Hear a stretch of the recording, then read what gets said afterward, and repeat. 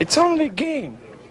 Why you have to be mad? I wanted to talk about something that I talk about probably once a quarter, and it needs to be reminded to all of you on occasion. My guild is definitely doing the wrong thing in Guild Wars because we are complacent, comfortable, yeah, confident, maybe too confident. In Guild Wars, there's a flow of things. There's an expectation. I talked about expectations yesterday, so I don't want to get in trouble here.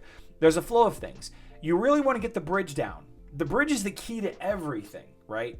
Taking the bridge down unlocks these Titan locations and the Citadel, which are by far the largest combination, the largest accumulation of points in a guild war. What you're going to see a lot of is people knocking down the bridge or not, and potentially before the bridge is even finished, other buildings being opened. Now, the way our guild does things, traditionally, ideally, in a perfect situation, we knock down the bridge, we take down one or all of the gates here. There are so few opportunities for Titan fights that, some people just do it.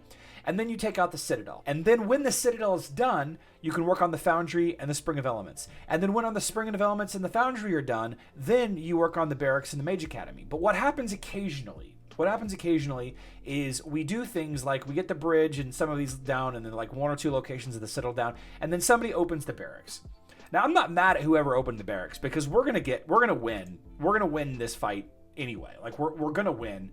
It just could lead to mistakes. It could lead to misses. We could leave one location up in the Citadel and miss the huge 120 point capture bonus because somebody hit these two locations instead. Like what if we left like this cleanup right here? Now, obviously this is a tough cleanup.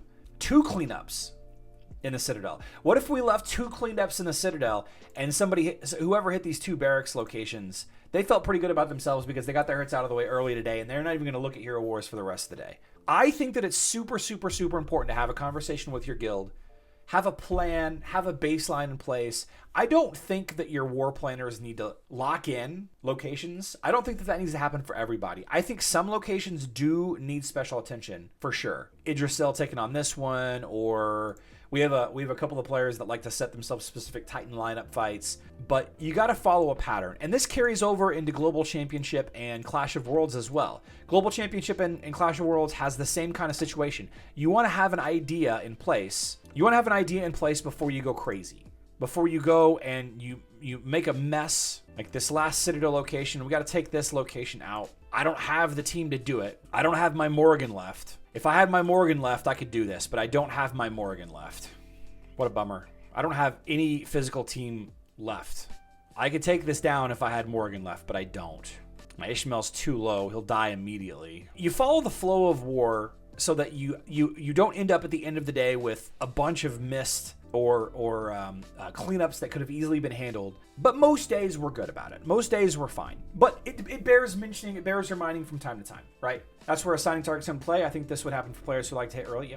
Yep. Our guild went from unmanaged guild war to assigned targets recently. We are scoring 200 to 300 points a week higher. Nice. All good though. These things happen. I've got one fight left. I don't have the team to fight this right here. Let's go do an arena hit real quick, and then we'll bounce back and forth a little bit.